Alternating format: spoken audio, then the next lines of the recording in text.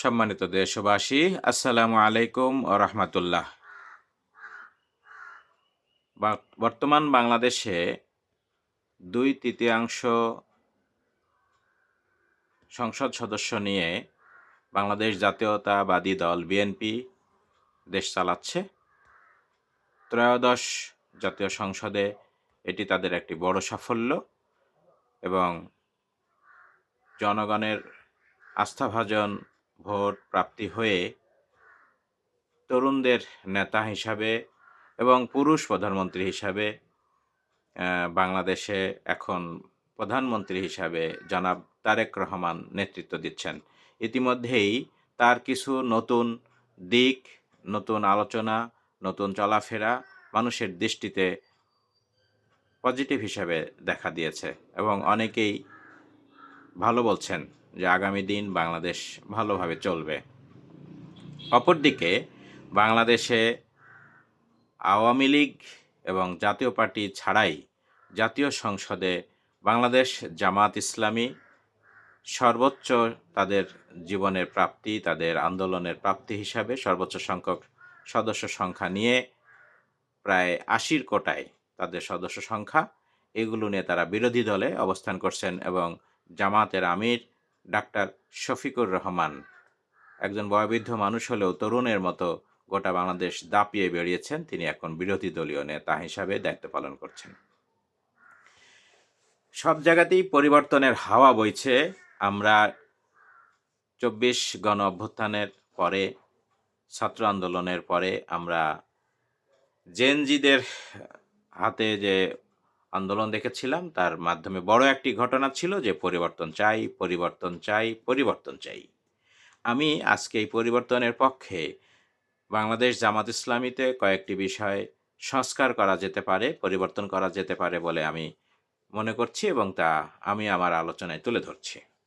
বাংলাদেশ জামাত ইসলামী বাংলাদেশের আজকে 54 বছর বয়স থেকেই তারা এই দেশে রাজনীতি করছে। স্বাধীন হবার পর থেকে তারা তাদের সংগঠন গুছিয়ে নিয়ে এসে এখন তারা বিরোধী দলে, এটা একটা তাদের বড় ধরনের অর্জন। এই জামাত ইসলামী, এদের নাম ছিল জামাত ইসলামী বাংলাদেশ, সেটাকে পরিবর্তন করে বাংলাদেশ শব্দটা আগে নিয়ে এসে বাংলাদেশ জামাত ইসলামী করা হয়েছে। এটা একটা তাদের পরিবর্তন হয়েছে।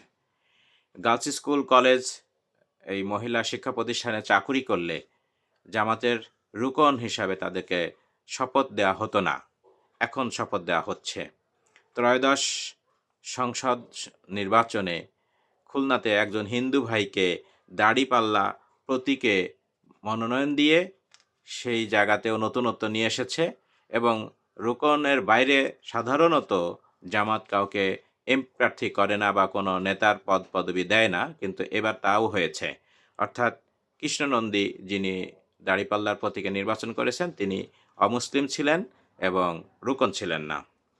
জামাতের নেতৃবর্গ রাষ্ট্রীয় আচার বলে দাবি করলেও তারা এবার শহীদ মিনারে গিয়েছেন এবং সাবেক মন্ত্রী 2 জন ছিলেন জামাতের, মরহুম শহীদ মাওলানা মতিউর রহমান নিজামী, শহীদ যারা হয়েছেন তারাও সেখানে জাতীয় স্মৃতিসৌধে গিয়েছিলেন।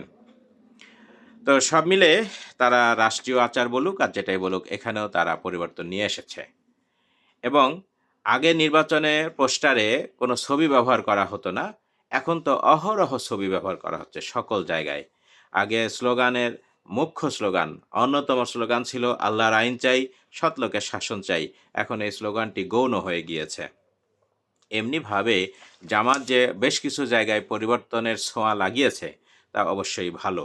এখন আমরা যেটা মনে করি, আমাদের এই ভাবনা যে জামাতকে মেনে নিতে হবে তা নয়, কিন্তু জামাতের ভেতরে এই বিষয়গুলি আলোচনা রয়েছে এবং আগামী দিনে হয়তো এত প্রবল হবে। আমি ব্যক্তিগতভাবে মনে করি জামাত আমির এখন যেহেতু বিরোধী দলীয় নেতা এবং আমাদের নতুন সংস্কারের পক্ষে, গণভোটের পক্ষে, হাঁয়ের পক্ষে একটা বক্তব্য ছিল যে দলের প্রধান প্রধানমন্ত্রী হবেন না, 2 জন ব্যক্তি 2টা পদে থাকবেন। আমি এক্ষেত্রে বলতে পারি, জামাত এক্ষেত্রে উদারতা দেখিয়ে বলতে পারে যে বিরোধী দলীয় নেতা যিনি হয়েছেন তিনি জামাতের আমিরও বটে, তিনি এই জায়গা থেকে পদত্যাগ করতে পারেন, করে জামাতের অন্য কাউকে আমির বানিয়ে দেখিয়ে দিতে পারেন যে দল চালানোও যায়, বিরোধী দলীয় নেতৃত্বেও দেওয়া যায়। ইচ্ছা করলে এমপি সাহেবরা যারা বড় বড় দায়িত্বে আছেন তারা সে দায়িত্বও ছেড়ে দিতে পারেন। দলীয় প্রধানের পদবীর ক্ষেত্রে আমরা বলি যে দলের আমির, জেলা আমির, থানা আমির, কেন্দ্রীয় আমির, শুরা সদস্য, মজলিসে শুরা সদস্য, এই জাতীয় শব্দগুলো তাদের আছে। অপরদিকে সেক্রেটারি পর্যায়ে যারা আছেন, যেমন কেন্দ্রীয় সেক্রেটারি জেনারেল আছেন, থানা সেক্রেটারি আছেন, জেলা সেক্রেটারি আছেন। তো এই জায়গাগুলোতে দুটো ভাইটাল পোস্ট সবসময়, একটা হলো সভাপতি, চেয়ারম্যান বা আমির, অপরটি হলো সেক্রেটারি। তো সেক্রেটারির ক্ষেত্রে ইংরেজি শব্দ, আমিরের ক্ষেত্রে আরবি শব্দ। আমির এবং নায়েবে আমির, শুরা সদস্য, মজলিসে শুরা সদস্য, রুকন, এই জাতীয় শব্দগুলো যদি না রেখে সবগুলোই যদি ইংরেজিতে বা বাংলায় রূপান্তরিত করা যায়, সেটা খারাপ হয় না। বরং এই আমির, নায়েবে আমির, এই জাতীয় শব্দগুলো দেশে বিদেশে বিভিন্ন জায়গায় নেগেটিভ মিন করে কারো কারো কাছে, সবার কাছে না। তো যেটাই হোক না কেন সেগুলো বিবেচনায় আনার সুযোগ আছে কিনা এটা দেখা যায়। অনেক ক্ষেত্রে মাঠে ময়দানে এটার বিতর্কও তৈরি করে। আমরা সেই জায়গাগুলো অ্যাড্রেস করতে পারি কিনা। এছাড়া সংগঠনের একাধিক উইং থাকতে পারে, যে উইংগুলো তারা নিজস্ব গণ্ডির মধ্যে কাজ করতে পারে। যেমন একটি হলো ধর্মীয় উইং। ধর্মীয় উইং হলো গোটা বাংলাদেশ সহ পৃথিবীর বিভিন্ন জায়গায় ধর্ম নিয়ে বিভিন্ন ইস্যু থাকলে সেগুলিতে তারা মতামত দিতে পারে, তারা ফয়সালা দিতে পারে, সিদ্ধান্ত দিতে পারে, এবং সেই জায়গাগুলোতে দক্ষ দক্ষ বাংলাদেশের দেশের বাইরেও যদি কোনো আলেম ওলামা থাকেন তাদেরকেও তারা রেখে বড় ধরনের গবেষণা করতে পারে, বই পুস্তক লিখতে পারে, ম্যাগাজিন বের করতে পারে, লেখা ছাপতে পারে এবং ছাপা নিতেও পারে, আগ্রহ করে অনেকের কাছ থেকে লেখা নিতে পারে। অর্থাৎ ধর্ম উইং যেটা থাকবে, ধর্মীয় উইং, সেটা অনেক সমৃদ্ধ হবে। এবং আরেকটি থাকতে পারে রাজনৈতিক উইং।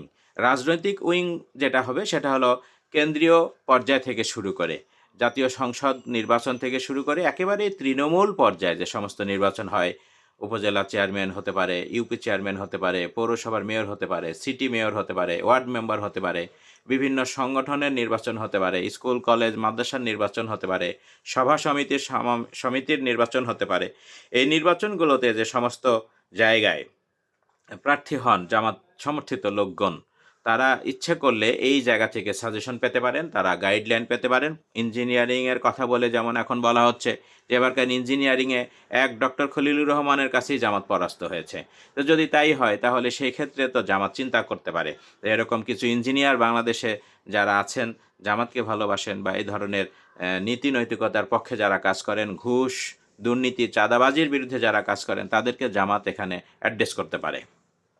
উদাহরণ হিসেবে দেওয়া যেতে পারে, জামাতের মধ্যেই অনেক ভালো দক্ষ যোগ্য লোক ইতিমধ্যেই পরিচিতি পেয়েছেন। যেমন অ্যাডভোকেট শিশির মনির আছেন, ব্যারিস্টার শাহরিয়ার কবির আছেন, মহিলা নেত্রী হিসাবে ইঞ্জিনিয়ার মারদিয়া মমতাজ আছেন, তিনি ইতিমধ্যেই টকশোতে, টেলিভিশনে ব্যাপক জনপ্রিয়তা অর্জন করেছেন।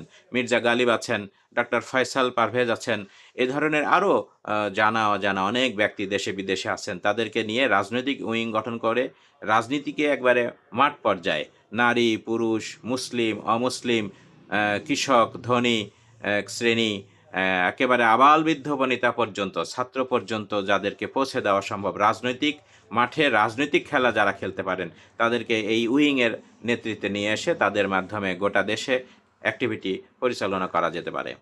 এখানে প্রার্থী হবার জন্য যেমন থানা আমির, থানা লেভেলের নির্বাচনগুলোতে উপজেলা হোক, এমপি হোক, তিনি নির্বাচন করবেন। ইতিপূর্বে যেটা ঘটেছে, পৌরসভার আমির পৌরসভার নির্বাচনে করবেন, ইউনিয়ন আমির ইউনিয়ন পরিষদে নির্বাচন করবেন, জেলা আমির জেলা পরিষদে নির্বাচন করবেন। ব্যাপারটি এভাবে না দেখে যিনি যোগ্য, জনগণের সাথে বেশি মিশতে পারেন, যাদের বিভিন্ন বিষয় সক্ষমতা আছে, রাজনৈতিক কৌশল যারা বুঝেন, এ ধরনের লোকগুলোকে বেছে রাজনৈতিক উইংয়ের মাধ্যমে তারা রাজনীতিতে নিয়ে আসবেন।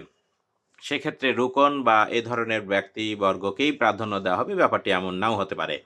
কারণ আমরা তো এটা দেখেছি যে পৃথিবীতে বহু দেশ আছে যে দেশগুলো শাসিত হয়, এই অর্থে বলবো না, তারা দেশগুলোকে পরিচালনা করছেন যে অনেকে রুকন না। পৃথিবীর বহু দেশে রুকন না, রুকন তো নাই, বরং মুসলিমও না। তারা কোরআন হাদিস বুঝে না, তারা আল্লাহ রসুলের ব্যাপারগুলো মানে না, তারা এমনভাবে চলে যে তারা শুধুমাত্র জনগণের বিষয়টাই ভাবে। যেমন উদাহরণ দিতে পারি চীন। চীনে তো ধর্মীয় অনুভূতি সম্পন্ন রাষ্ট্র নাই। সিঙ্গাপুর সেখানেও নাই। কিন্তু সেখানে তো ঘুষ নাই, দুর্নীতি নাই, চাঁদাবাজি নাই, মাস্তানি নাই, রাহাজানি নাই। যেগুলো আছে সেগুলো সহনশীল পর্যায়ে। তো ওরা যেভাবে পারে আমরাও তো সেভাবে পারতে পারি।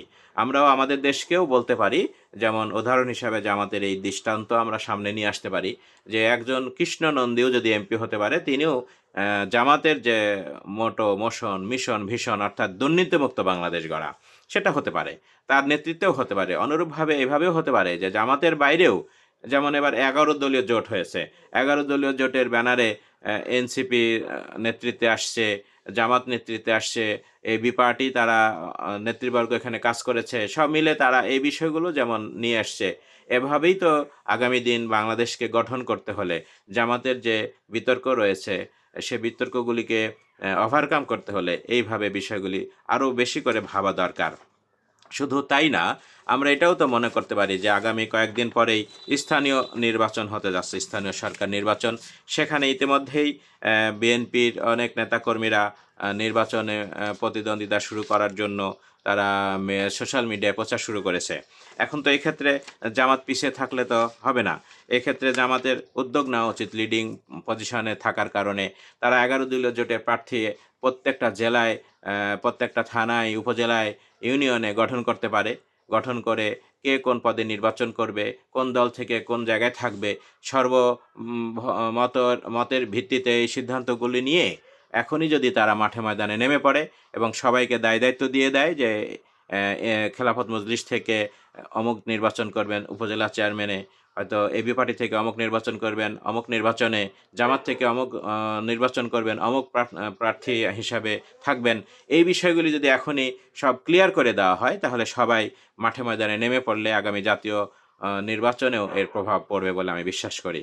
আশা করি এই সংস্কারগুলি নিয়ে আসা এবং জামাতের আরবি যে নাম পদবিগুলো আছে সেগুলোকে যদি পরিবর্তন করা সম্ভব হয় এবং মানুষের ভিতরে যদি জামাতকে আরও এগিয়ে নিতে হয় তাহলে এইভাবে চিন্তা করা যায় কিনা বিষয়টি আমরা ভেবে দেখার জন্য অনুরোধ করব।